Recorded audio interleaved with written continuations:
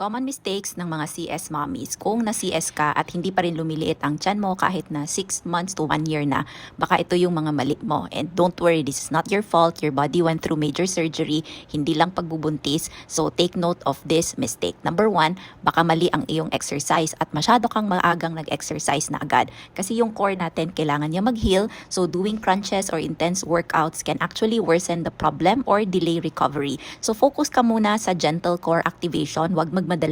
Start with breathing and deep core work. Mistake number 2, hindi ka masyadong kumakain kasi nagmamadali kang magpapayat. This will actually slow your metabolism, lalong hindi mag-heal ang iyong sugat, especially if you're breastfeeding. So make sure to eat balanced, nourishing meals. Support your body, do not deprive it kasi mas kailangan niya ngayon ang nutrition. And mistake number 3, ignoring rest and recovery. Alam ko nagpupuyat tayo kasi merong newborn and nagbe-breastfeed pa yung iba, pero lack of sleep can actually increase yung stress hormone na cortisol na lalong nagpapalaki ng ating belly fat and nagsuslow ng healing. So what you do, prioritize rest when you can. Do not rush the process. So after a cesarean section, it's not about doing more. It's actually about doing the right things for your body. So kung gusto mo ng safe and guided way to reset your body after pregnancy sa ating 6 weeks coaching program, especially designed ito for mommies, so DM me for free consultation.